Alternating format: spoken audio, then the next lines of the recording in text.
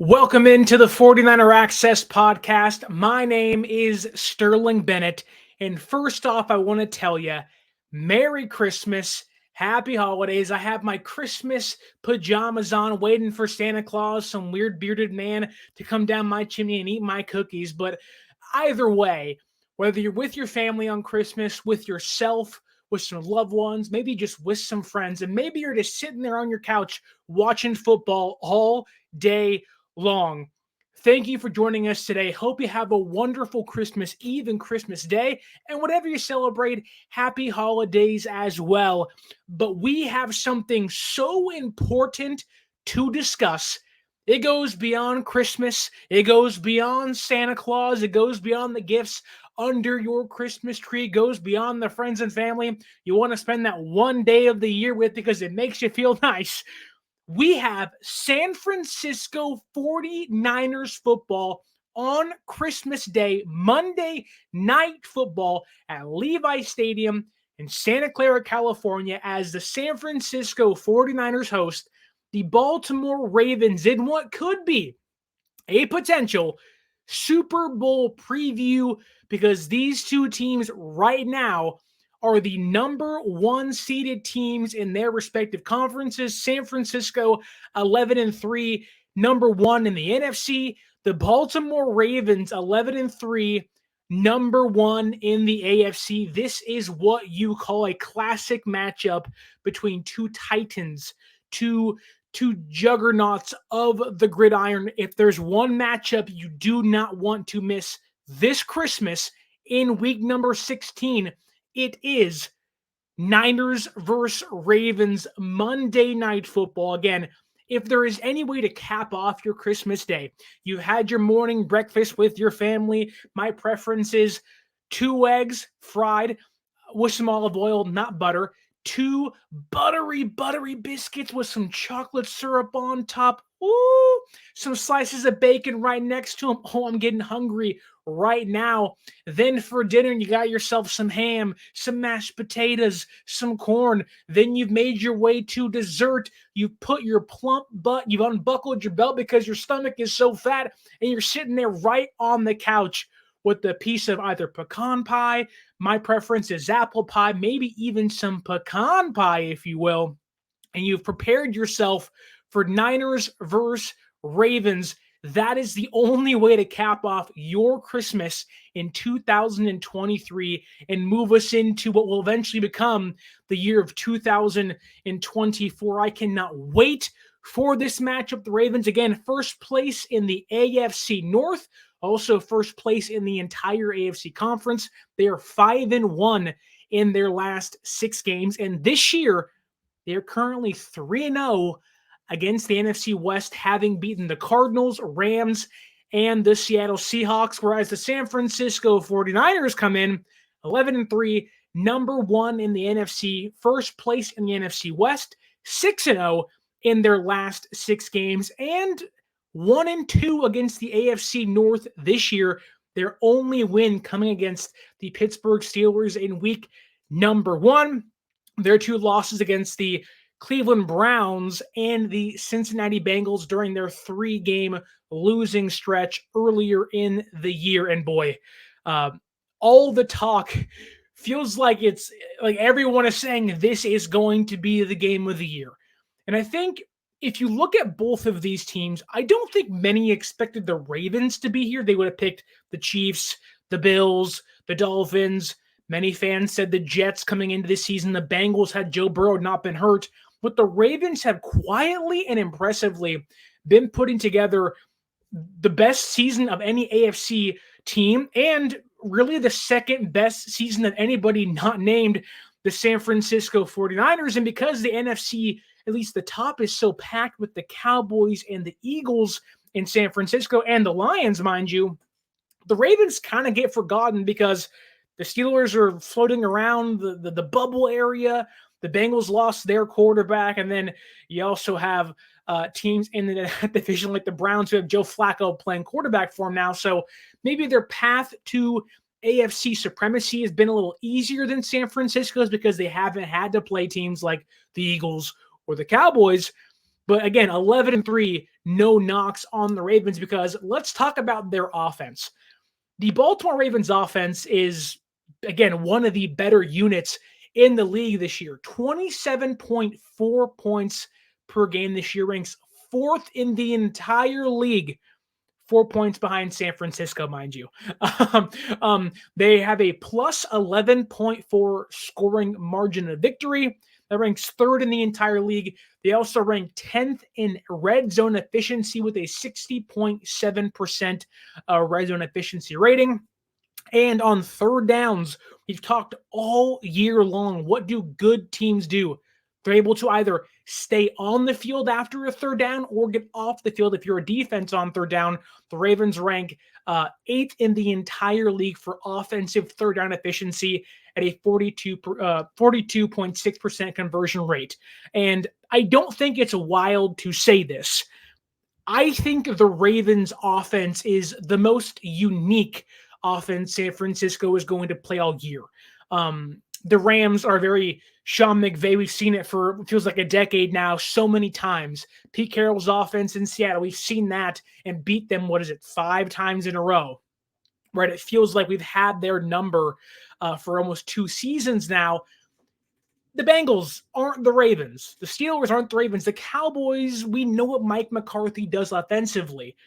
The Eagles, we saw what they do offensively, and right now they're sitting back thinking maybe we should change play callers. I am unfortunately rooting for Greg Roman to get the call from Philadelphia, because I just want to see them be so bad, and knowing how poorly he is at coaching mobile quarterbacks, who weirdly enough was the Ravens offensive coordinator prior to this year for Lamar Jackson's entire tenure there, who did a pretty good job, won an MVP with Greg Roman. They've changed offensive coordinators, and the offense has taken off with new dynamics. They aren't just run. They actually do have a passing offense that has new weapons in it. Zay Flowers, Odell Beckham Jr., Rashad Bateman, no Mark Andrews, mind you, but Isaiah Likely's in there as well. They have some pieces, but the offense cannot be overlooked, because Lamar Jackson makes this the most unique offense San Francisco's defense will have seen all year long. He, like Brock Purdy, find themselves in the MVP conversation. This really is a matchup between MVP caliber talents this season. Some might even say these are the 2 best quarterbacks so far this year. I think Lamar's value in statistics don't always line up, because who Lamar is passing the ball, at least stats-wise, isn't exactly, or doesn't equate to the value he brings to the table. Lamar this year in the passing game ranks 15th in passing yards, ranks 10th in completion percentage, ranks 17th with only 17 passing touchdowns. He's thrown 7 picks this year. He's been sacked 34 times, the 8th highest rate in football, has been sacked almost 2.4 times per game, and has a similar sack rating or percentage to that of Desmond Ridder, who is one of the, and has been benched again, one of the worst quarterbacks in the entire league. And over the past 5 games, passing-wise, Lamar really hasn't been someone you point to and say, wow, MVP caliber. You kind of sit back and say, well, I mean, that's kind of mid, which Lamar is, I think, the furthest thing from mid, as the young hip kids like to say, this year. But his last 5 games, because I do think for San Francisco, what you want to do in this one is force Lamar to have to throw the football. For as great as Lamar is as a thrower, he has far more limitations through the air than he does on the ground. Through the air in his last 5 games, Lamar has a 57.7% completion percentage, 9 points below his season average. He has thrown for 230 yards per game the past 5 games. That's not going to get it done against San Francisco's offense, or defense, and has a 2-to-1 touchdown to interception ratio. But when you dive in to the interceptions, Lamar all year has thrown 7. He's thrown 4 in his past 5 games, meaning that he has been a little more turnover prone when it comes to passing the football. And if you've watched Lamar ever since he's come into the league, although he has gotten better throwing the football, when he came into the league, people were saying he's only a running back, he should change positions, and he was indeed limited passing the ball, but he has grown since even his MVP season. And now with the new offensive coordinator in the building, the offense has taken new leaps and bounds. Now, those aren't gigantic leaps, but they are big enough to make you say, maybe he has more in the tank than many initially thought he did. But I will say this, even though Lamar has taken those next steps to becoming a top 10 passer in football, because he certainly is, I do think there are still limitations in his game. Lamar Jackson, like many quarterbacks in football, love to target the middle of the field. It's not that he can't throw outside, because he certainly can. But Lamar Jackson, when he had Mark Andrews, loved to target him until the wheels fell off. Now, unfortunately for Lamar and Mark Andrews, Andrews got hurt and is done for the season, not going to play in this game. So that means Lamar is having or has been forced to throw more outside the numbers than he wants to, which only helps opposing defenses try to stop him because Lamar isn't as efficient throwing outside or throwing deep.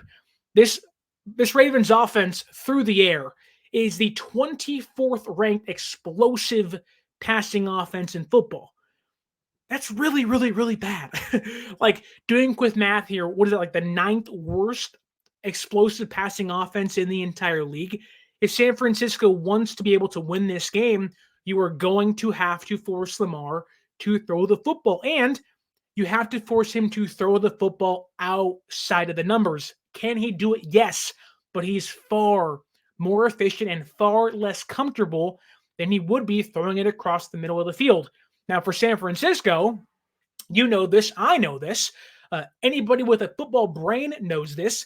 They have the best eraser of the middle of the field, and his name is Fred Warner. This is a massive game for Fred Warner. Now, I don't know exactly what his task is going to be. Is it going to be a QB spy?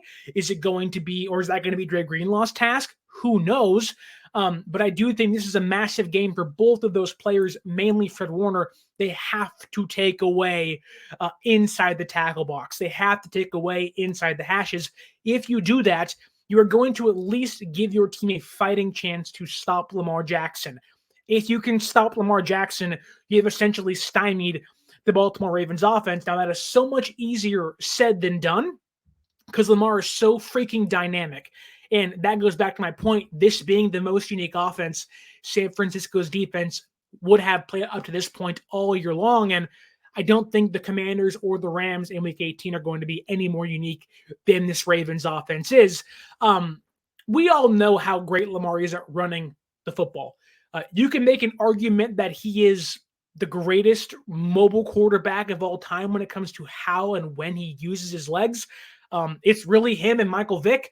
You can toss more names in there. You know, Warren Moon was really good for a long time. Steve Young in San Francisco was great for a long time, but there really has been nobody else like Lamar Jackson outside of Michael Vick when it comes to when they run, how they run, read option plays, and really how elusive Lamar Jackson is. You can pull up any game of Lamar Jackson's career, whether it's in college, in the NFL, this year, rookie season, doesn't matter. You will see at least one play a game he makes 3 guys miss on one play. He's that elusive. He's that dynamic. He knows how to use his legs. He knows when to go down. And if you don't stop him, he is going to run all over you and your defense. That's just how good he is. And to prove my point this year as to how dynamic he's been, because you can say it all day long, but when you dive into the stats as to actually what he's done this year, I don't think it's surprising, but I do think it makes you say, I didn't know how he was that great. I didn't know he was that good. You know, he was good, but you just didn't know exactly how good he truly was, because if you took away Lamar Jackson's passing game and just said he's a running back and just looked at his rushing statistics, which isn't the only thing he has because he's a quarterback, mind you. If you just looked at his rushing statistics, okay, Lamar Jackson ranks second in the entire NFL, in the entire league, with 5.5 yards per carry. He ranks 18th in the league. He's a quarterback amongst running backs with 741 rushing yards, and he's tied for 10th with six rushing touchdowns this season. You look at Lamar Jackson and you say, oh my God, he's essentially two players in one because, yes, he'll beat you through the air, he'll beat you over the middle, he can beat you with his arm, right? But what he's able to do on the ground not only keeps the defense honest, but you almost have to play, I don't want to say a perfect game, but I do think is that he almost freezes your defense of like, okay, he's in the pocket. We have to stay right here because if we move, he's going to just boing and he's going to sprint for 70 yards downfield. He's so explosive, so dynamic. And if you look at the Ravens offense, it is almost a 50-50 split in rushing and passing the football. Right now, the Ravens run the football 50.8% of the time. Literally just over half of their plays are rushing plays. They rank first in rushing attempts per game, almost 33 a game.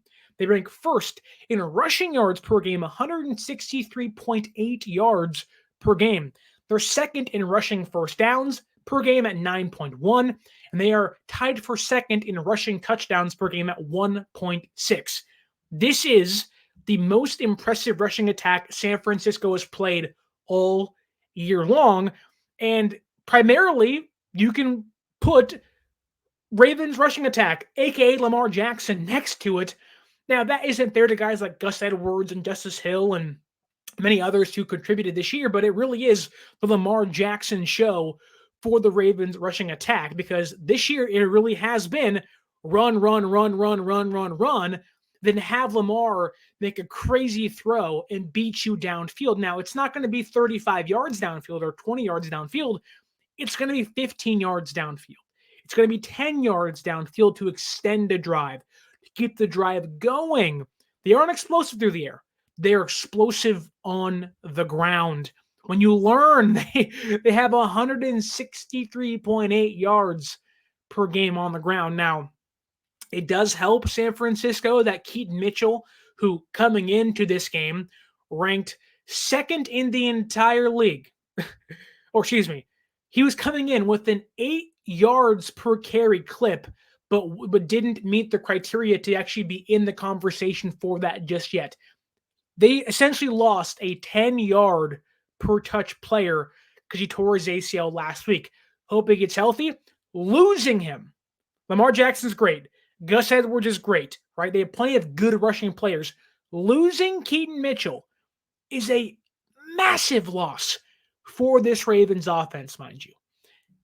If you take away Keaton Mitchell's rushing attack, his statistics this year, right? They go from second in yards per carry to sixth. Okay, still great, mind you, but not second. They go from first in yards per game all the way down to fifth. So while, yes, Lamar's a great player, we'll get into maybe how they can stop him or how I'm actually really, really worried about playing the Ravens on Christmas Day this Monday. I do want to say that you can, if you force Lamar to pass, if you're going to play a QB spy, and we'll get into how to stop him here in a second, you can beat the Ravens by forcing Lamar to beat you.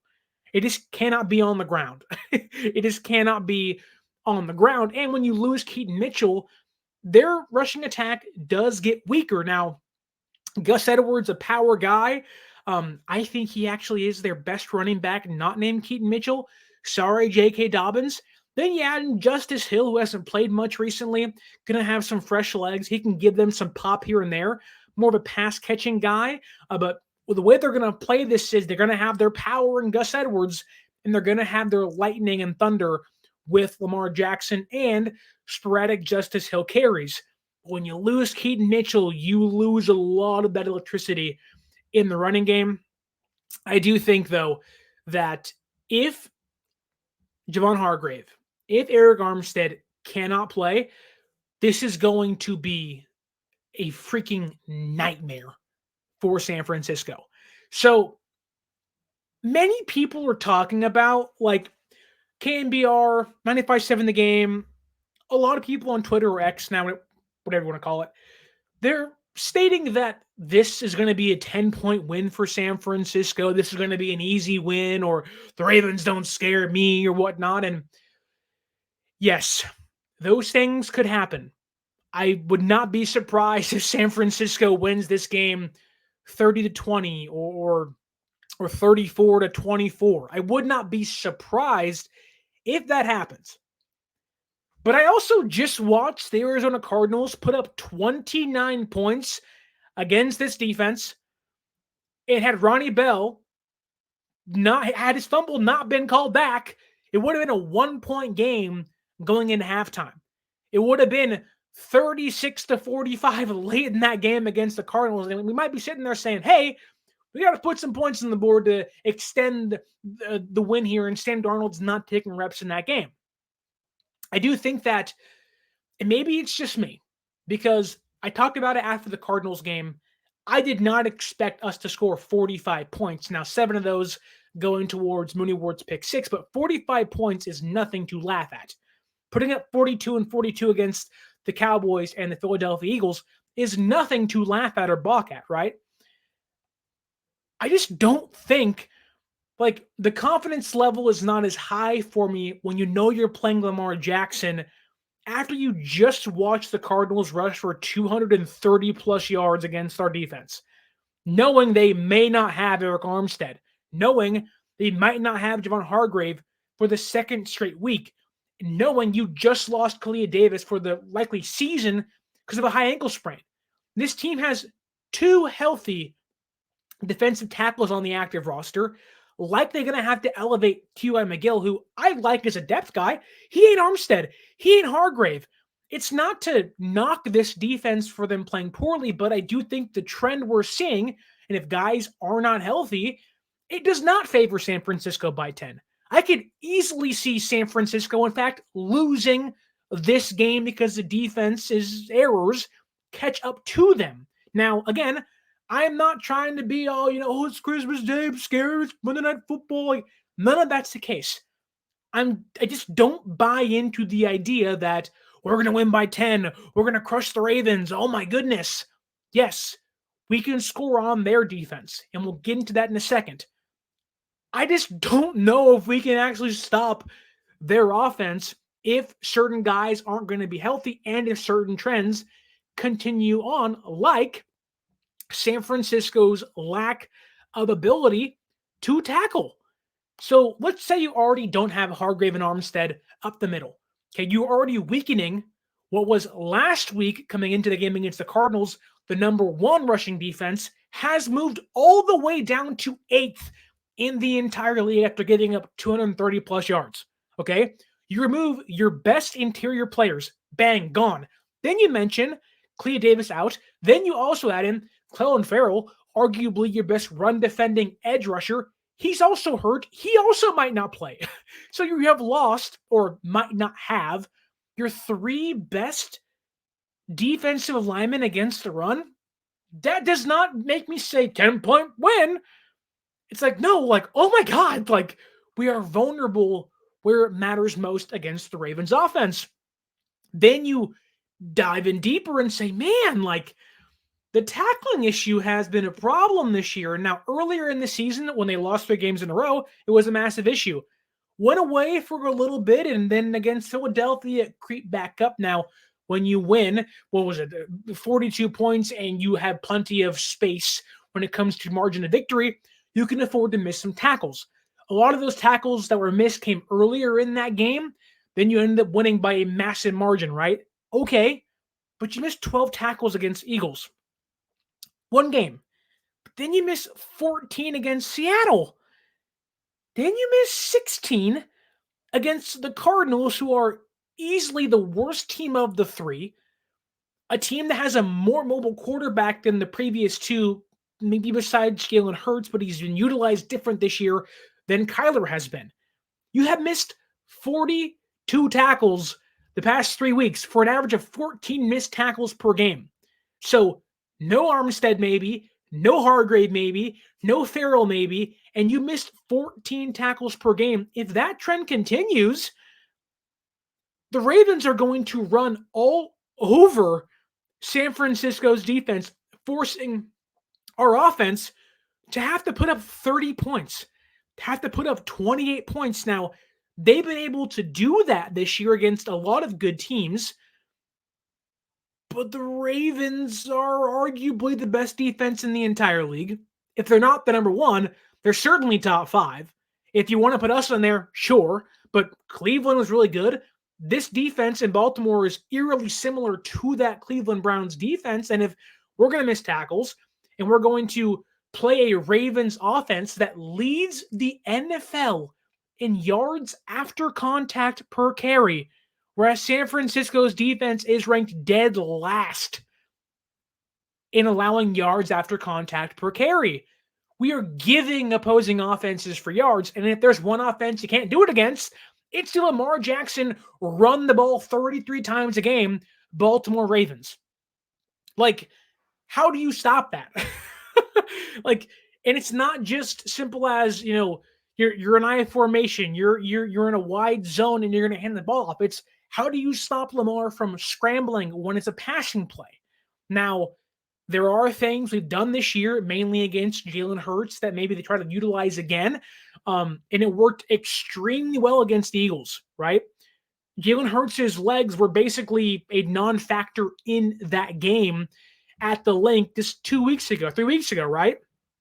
And I do think that when you're playing Lamar Jackson, it's almost like you take everything you did against Hurts, Kyler Murray, and you move it and you dial it all the way to 11, because Lamar Jackson is a much more aggressive runner.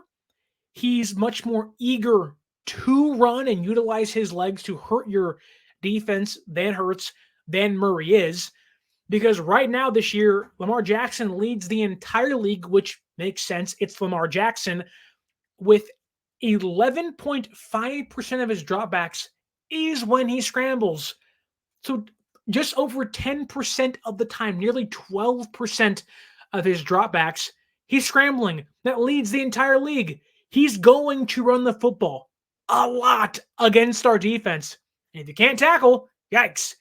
If you're missing your guys up front, yikes. Like, you're going to force bench players, depth players to have to play nearly perfect, which, Javon Kinlaw, I like you. You're playing good football recently.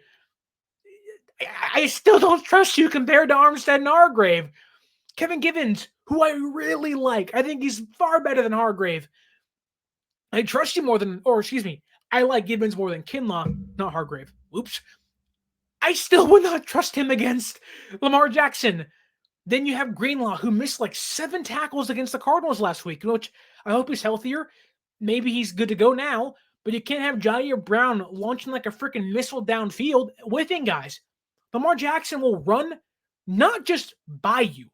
He will take your hit, bounce off, and keep going right through you.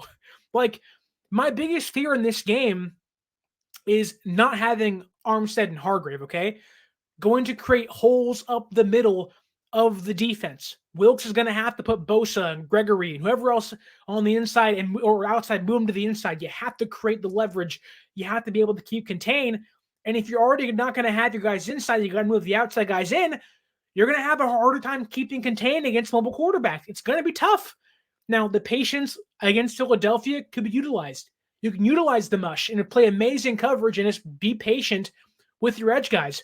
Don't be aggressive in when you run or when you try to attack the quarterback. Make him make his move first, then you react. The difference is Jalen Hurts is a lot easier to bring down than Lamar Jackson, who is the fastest quarterback in the entire league. And even then, if he gets in space and you miss tackles, he's going to run right by Jair Brown. And God forbid a cornerback goes down and you have to play Isaiah Oliver, he's going to run right by him too.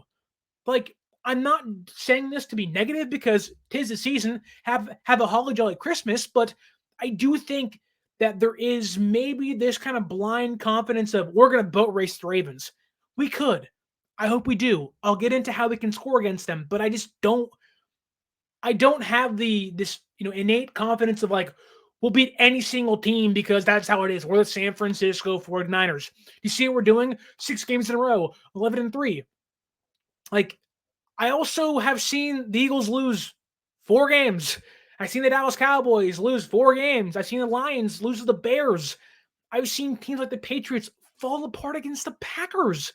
Now, or excuse me, the Chiefs against the Packers. I've seen good teams lose against really, really, really bad teams. You can go through the entire history of football, and you're like, how did that happen? How'd they lose to them? San Francisco, just 4 or 5 years ago, 2019, lost to the freaking Falcons. 2021, lost to the Broncos. Now, I get it, context matters. Context also matters here. Like, this isn't as simple as on paper. Like, you have to play the game, which could lend credence to my stats, my worries. It can also lead and prove other people's confidence. I'm just here to say that my confidence level is not as high as others. Now, if yours is that high, all power to you. Drop the like down below and tell me I'm crazy. I'm all for that. Let's have a conversation in the comments down below. Like, this game is going to be a massive test. This is a can you stop or eliminate mobile quarterback like Lamar Jackson? You kind of did it against Kyler, but in the same breath, gave up 230 plus rushing yards. Now, you scored 45 points. They also scored 29. Am I to believe the Ravens aren't going to score more points than that? I would like to think the Ravens are going to put up, if the Cardinals put up 29, the Ravens will at least score 30. Like, I don't think that's crazy to say. I know I had like 7 cookies today and I'm hyped up on sugar, but like, I don't think it's that crazy to say that the Ravens are better than the Cardinals, and we gave up 29 points and missed 16 tackles against that offense. I do think, again, use the Eagles method. You got to be patient, but you also I do not want to see Jair Brown flying downfield, going for the big hit. Lamar will spin, run 5 yards to his left, and then be gone for 35.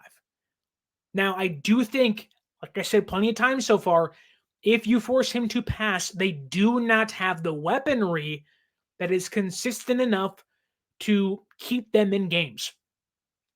Odell Beckham Jr., who has such a weird career. Great Giant, then fights Josh Norman, and then goes to Cleveland, and then tears his ACL, and falls apart, and then goes to the Rams, and then wins the Super Bowl, but also tears his ACL, and then comes back to the Ravens this year. He only has 32 catches for 519 yards and 3 touchdowns. It's not very effective. It's not bad, but it's not very effective. Zay Flowers, who's going to be in the slot and be in the screen game, he's been a lot more effective. 65 catches, 680 yards, but then just 3 touchdowns. Rashad Bateman, only 27 catches, just under 300 receiving yards and 1 touchdown. You take away Mark Andrews, put in Isaiah Likely, 23 catches, 282 yards, and 2 touchdowns. It's not like their passing offense is what makes them exciting or leads their team. This is much more of we are going to run the ball to score, to put up big numbers, to be and lead our offense, and we're going to pass the ball to just extend drives. Like, they're not going to beat us through the air, at least when it comes to making big plays and having a 50-yard bomb downfield. They're getting beat deep. You can essentially play rather conservative, I guess. Like, you can put 8 guys in the box. You can put 7 guys in the box, and you're going to be okay when it comes to limiting their offense downfield. They're not they'll take the shots. They're not going to hit the shots. Lenore and Zay Flowers is going to be a matchup you have to watch. It's going to be awesome. Mooney Ward has been clamps all year long. My concern is not, can you stop the Ravens' passing game? It's, can you stop the Ravens' rushing attack? Because once they get in the red zone, it's like night-night. Now, they're not number one. We are, but it's like they're going to run the ball 4 times in the red zone, and if they don't get in the red zone, They have the greatest kicker of all time, Justin Tucker, waiting right there for a 64-yarder. Like, that's just who he is. He's that freaking good. Like, they essentially play with a half field. Like, that cannot be not mentioned here. Like, it can't be overseen. Like, Justin Tucker is going to make this a very interesting game. Like, the kickers in this game are going to make it a very interesting game. You have Tucker, who undrafted, future Hall of Famer. You got Jake Moody, third-round pick, who's been money for the extra points, but at times this year's been a little iffy. He's been a little frosty as snowman, where it's like, he's frozen, he's happy, he's 3 balls and a corncob pipe and a button made of whatever, right? Or nose made of buttons, whatever it is, right? And then you're like, but now Frosty's melting. Oh, God. He's gone. He's dead. You're like, Jake Moody, what the freak? You lost to the Browns. Like, you missed a field goal and we lost to the Browns because of you. Now, context matters, right? But my point is, when you look at the Ravens' defense and flip it, I do think it's going to be a massive task for our defense to stop the Ravens, Lamar Jackson. I think it's going to be a massive test for our offense to score against the Ravens defense, which leads me to my question. Are the Ravens the best defense in football? Is this essentially our rematch against the Browns? Is this Brock Purdy's chance to cement his MVP status? Because if he plays well in this game, just give him it now. It's over. If you play 16 weeks of MVP caliber football, you essentially have the award locked up, ready to go. This is going to be Brock Purdy's biggest national media test. It is his award to lose. Lamar Jackson's going to try to take it out of his hands and say, give me that darn thing. Like Kanye and Taylor Swift at the MTV Music Awards like a decade and a half ago. Jeez, I'm old. Anyways, this is a massive test for our offense. This is their chance to almost avenge the loss against the Browns earlier this year. Mind you, Ravens are a very different team offensively. There is no Nick Chubb and no Deshaun and PJ Walker on the field, right? But the Ravens defense ranks first in points allowed at 16 points a game. They aren't even allowing 17 points a game. That is 2 touchdowns and a field goal, and they aren't even allowing the field goal. They lead the entire league with 50 sacks this year. They forced 13 fumbles. They are the 7th ranked passing defense when it comes to yards per game at 185.7. They are the 10th best rushing defense when it comes to yards per game at 103. But it doesn't stop there.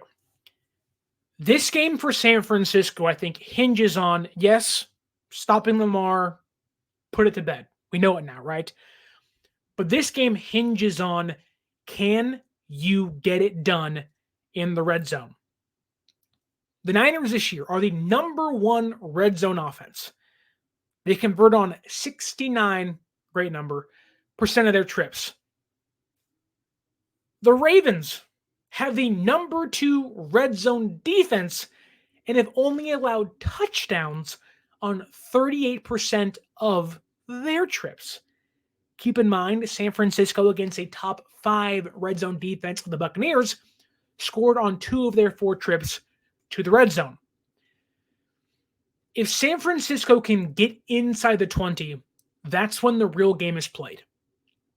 It's going to be tough enough to get to the red zone. If they can, especially early in this game, put the Ravens on their heels, force Lamar to have to pass the ball to keep them in the game.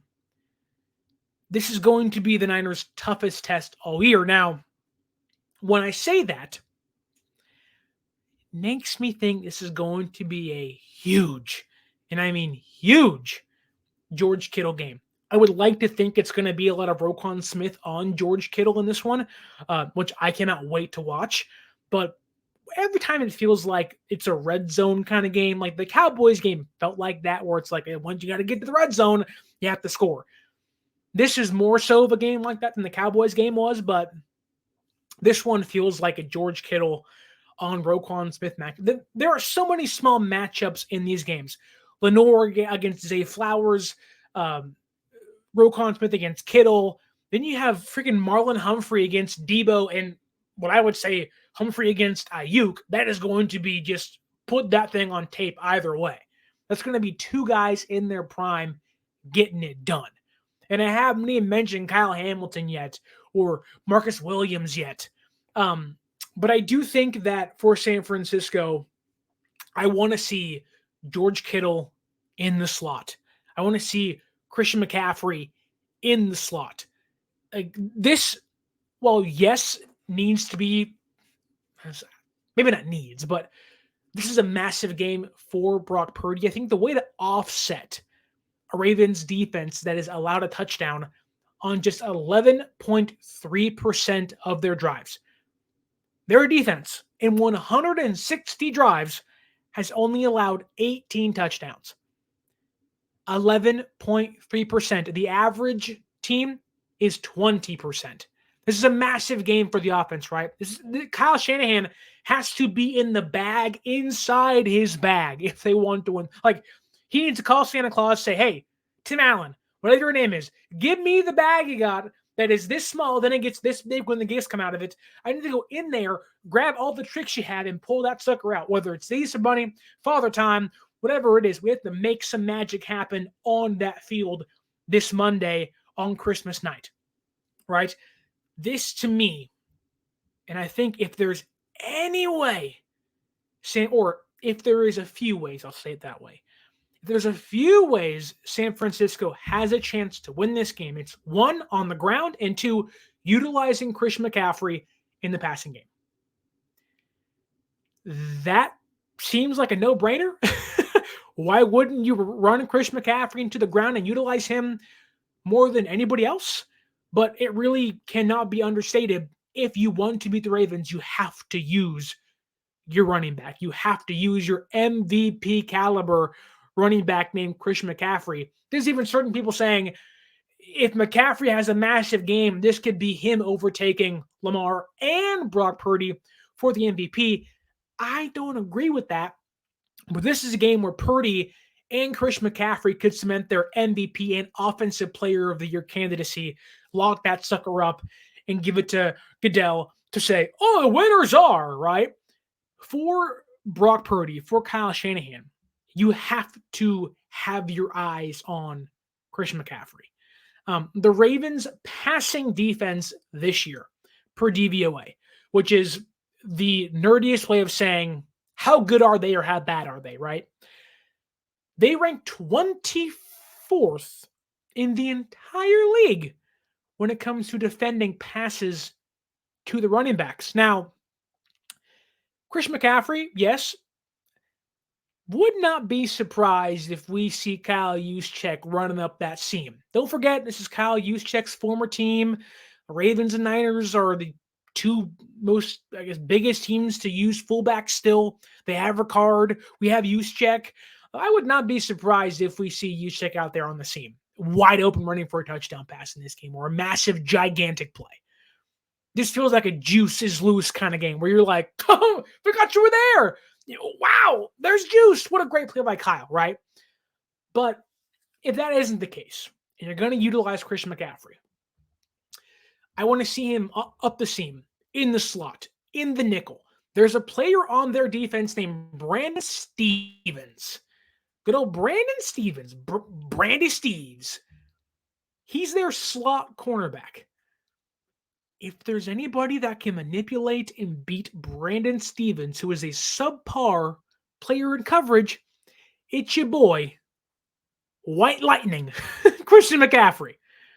Like, that's who I would target all day long.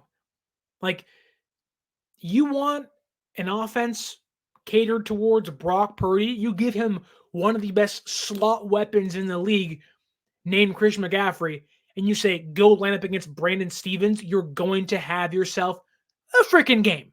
You're going to have yourself an OPY kind of game.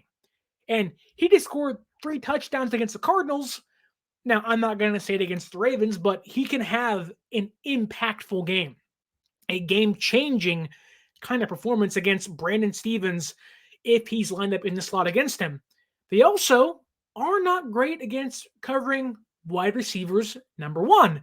Now, it is because they move around Marlon Humphrey so much where you do have players like Brandon Stevens, you have players like Ronald Darby, you also have players like Kyle Hamilton and you know Arthur Mollett out there, and you even have guys like Marcus Williams doing jobs on the outside too. But if I'm San Francisco, like, this is a game where your passing offense can actually do some damage. Yes, McCaffrey. Yes, Juszczyk. Kittle. They rank 14th against tight ends. You can utilize Kittle. They rank 15th against receiver number ones.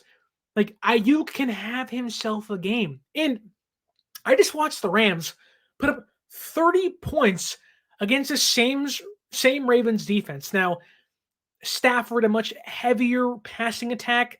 The way they use the pass is much different than San Francisco. San Francisco is much more creative in their passing game, but similar in ways. Obviously, Shanahan McVay ties are so close, right? But the Rams use much more crossers and slants. It's much more, you're going to get your guys near the sideline on crossers across the field, make there be manipulation, and get it done that way. You watch any Rams game, it is a lot of to the sideline, to the hashes kind of offense, right? To the numbers, where San Francisco can do those things, yes. But Shanahan being the genius he is, I think he can manipulate with Kittle and McCaffrey and Debo and Ayuk over the middle in this game as well. I know they have Roquan. I know they have Patrick Queen. They got some dogs. They no doubt about it. Number one defense in the league for a reason. They got some dogs. Right? But I do think that you can manipulate them. We watched McVay do it. If Shanahan can't do what McVay did, then what are we doing here? Like, Shanahan has outcoached McVay 9 times out of 10.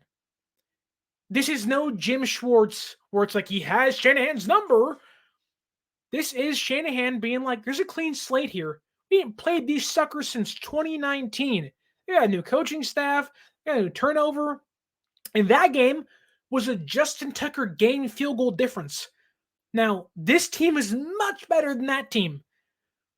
The Ravens defense and that Ravens team is kind of similar, although different in schematics and coaching and stuff. They're kind of on par with that team, right? I think San Francisco is going to have some success against their defense. It's going to be tough. Again, once the field gets short, got to get it done. But the great thing is, while yes, San Francisco has come out to pass the football in a handful of games recently, in bigger games, they want to pass the football. Brock Purdy is unafraid to make gigantic big plays. And even with Jadeveon Clowney on the outside coming up against him, or Odafe Owe, who's a solid young player, or Michael Pierce up the middle, right? Like, the offensive line going to have to do its job in this one. You can't have McKivitz having a bad game. Burford might come back. This play Feliciano, he's been so much better. Our offensive line, their rankings have climbed from 25 to 21 since Feliciano took over. Just play your boy John. Play your boy Big John Feliciano out there, okay? It's not that hard. Just don't make a change when it's working. But back to McCaffrey, because I do think despite the Niners wanting to pass the football, despite them not being afraid to use Purdy in the passing game to open up plays, we have seen at times against Philadelphia where it was like, why is McCaffrey not touching the ball early in this one? Why is the game plan to not give it to him 2 minutes into the second quarter? Like, that doesn't make any sense. This is a game where you need to run the football. You need to run the football effectively. And let's be honest here.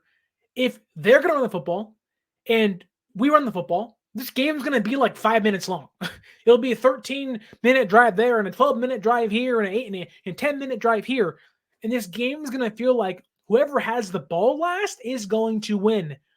If you're San Francisco, you want to win the coin toss, obviously.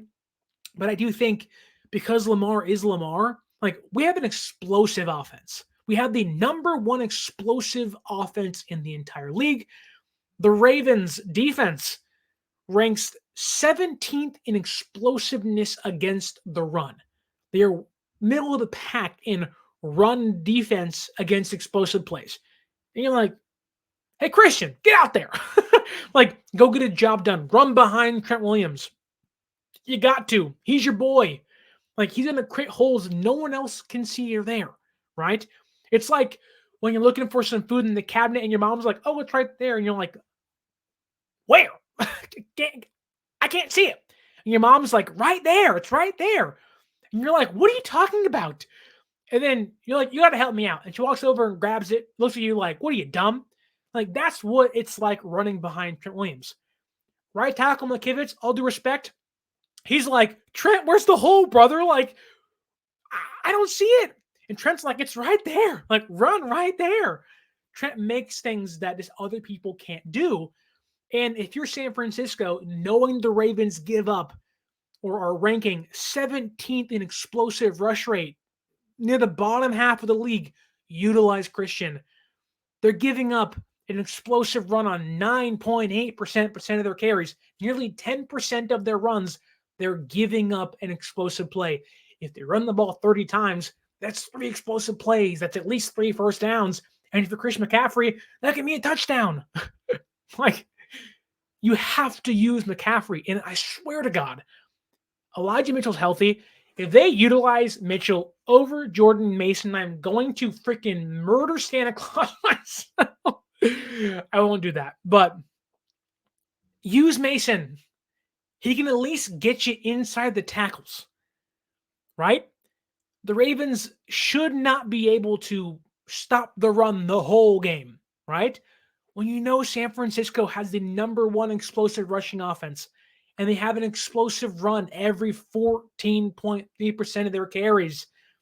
This is going to be the Christian McCaffrey, Brock Purdy show in the slot and on the ground. And when you can control the game on the ground, like San Francisco can, when you have McCaffrey getting you 5.5, 6 yards a pop on the ground, you can limit how many times Lamar Jackson has the ball in his hand. That's what you want to do. You want to make sure Lamar, yes, we know San Francisco can score on any single play. Shanahan was dialing up 3 wide open touchdown passes, 12 yards of separation for Deebo Samuel on a 12-yard passing play. He was wide freaking open. We know you had that in you. That should be they were against Brandon Stevens, right? Like, the Ravens are going to want to get after Purdy. They have to lead the entire league in sacks for a reason. Clowney's having a great game or great year. Always having a great season, right? Checkdowns, screen passes, Deebo Samuel on the run. Like, there's ways and the creative ways San Francisco can exploit, beat, whatever word you want to use, score against, probably a better one to use against the Ravens defense. I think there's more creative ways for them to score against the Ravens defense than there is for the Ravens offense to score against our defense. What they do is just run. 50.3% of the time. What we do is just, we run. We can also hit 65-yard passes downfield for touchdowns. I think if you're San Francisco, it's a massive task. And I'm not sitting here saying it's going to be a 10-point differential and margin of victory. This game is going to be close. This is going to be the #1 red zone offense against the #2 red zone defense. This is going to be Purdy MVP, Lamar Jackson MVP. Like, this is going to be a massive amounts of pressure. The Ravens are already saying, we feel disrespected. 11-3 teams are built differently. We need to prove to the entire world who we actually are. They're going to come in here wanting to stomp you. We're going to be out there being like, hey, we win 1 game against the Ravens. We have 2 games to clinch the NFC #1 seed. The magic number is 2, folks. You win on Monday, it becomes 1. It becomes numero uno. Okay? This is a massive game for San Francisco, a massive game for Brock Purdy. Like, you have to be on your A game against this team. Stafford did it. They're starting to surge. This Ravens defense is going to want to make a statement in this one. You have players like Kyle Hamilton and Marlon Humphrey who just play lights out football. Their offensive line, Tyler Linderbaum, Morgan Moses, Kevin Zeitler, Ronnie Stanley, who actually might not play in this one with a concussion, but still, their team is stacked with players you wouldn't point to and say, wow, they're the best guy at their position. But you're like, oh yeah, that guy's really good. They have like 9 of those guys everywhere. Like I just do think San Francisco has the edge when it comes to the better offense. We know this. Our historically like 9th best offense ever and 2nd best or number 1 best Niners offense of all time should be able to score against the Ravens defense, which is already good in itself, right? If Stafford puts up 30, we should at least be able to score 31. And if we can't, what the heck's going on, right? But I do think that if you dive even further into it, right, the Ravens defense, when in base personnel, 3 linebackers rank 26% against the pass. When they're in nickel, 5 DBs, they rank 23rd against the run. Like, this is a chance for Shanahan to not only get creative, but use the motion, use the personnel groups that you love to use. 21 personnel, 11 personnel, you can do whatever you want. This is going to be the Shanahan mix and match personnel grouping against personnel grouping freaking like chess match for the ages. This is going to be like, again, Shanahan grabbing Tim Allen's belt, being like, where's the magic bag? And go in there and grab all the magic he has and be like, nah, I finally have all these gifts and toys to hand out to my offense. This is going to be an awesome, awesome game. I do think San Francisco wins. I think they win. I think they win 27-24. I'm going to be conservative. I'm going to play it a little safe. I wouldn't be surprised if we win 31-21 or 31-24. I wouldn't be surprised if the Ravens win this game. I wouldn't be surprised if this game comes down to a Jake Moody or Justin Tucker game-winning field goal. This game could easily be a 14-17, duke it out, rushing attack on ground and pound kind of game, and whoever has the ball last wins. I would not be surprised. I also wouldn't be surprised if San Francisco puts up 27 points and we're like, that was number 1 defense. And I also wouldn't be surprised if they put up 30 points and we're like, we can't tackle. We can't stop the run. What's going on? And then we're like, oh, Philadelphia's back in the number 2 seed and Dallas is there. We're never getting scared again. And we're like, we have to win 2 more games. Oh my God. I would not be surprised if all of those outcomes happen. But I'm in the season of giving. I'm in the holiday spirits. I'm out there singing Holly Jolly Christmas and watching The Grinch over and over and over again. I have watched Home Alone like 90,000 times this year because it's always on TV. It's a great movie. I get it, but can you put something else on, please? Like, the first one's great. Second one might be better. And I love me some Joe Pesci. Who doesn't love me some can't curse Joe Pesci on Home Alone? You know he's dropping them F-bombs saying, whatever he's saying, right? Just put something else on. I'm cool with that. Elf is great. Like, season of giving, San Francisco wins 27-24 on Christmas Day, continues their dominance over the NFL, continues to prove that San Francisco is the place that the NFC and the NFL runs through and continues to show why Brock Purdy is the MVP favorite and why Christian McCaffrey needs to be the offensive player of the year. This is going to be the CMC show. I promise you that. Barring injury, if you got him in fantasy, if you're putting money down, put that fricker on Christian McCaffrey to have over 100 yards, whether it's passing or on the ground. He's going to have himself a game. My prediction, 27-24, San Francisco gets the win. Please like, share, and subscribe on the podcast. All I ask on YouTube, leave a like and hit subscribe. It's a free and easy way to help the show. You can also follow us on social media at 49ers_access is the Twitter or X. 49ers.access is the Instagram. Over 20,000. We did it! 20,000 Instagram followers. I'm so thankful for all of you on there. We started this journey in 2020, started the YouTube this year. Almost at 600 subscribers. Isn't a lot, but I'm grateful where I'm grateful and I surely appreciate every single one of you. Whenever I see the number go up, I go, oh my God, we got one more person in there liking the show, liking the content. And again, if you can, like, share, subscribe, leave that review. Merry Christmas. Happy holidays. Truly, it's been one of the best years for the podcast.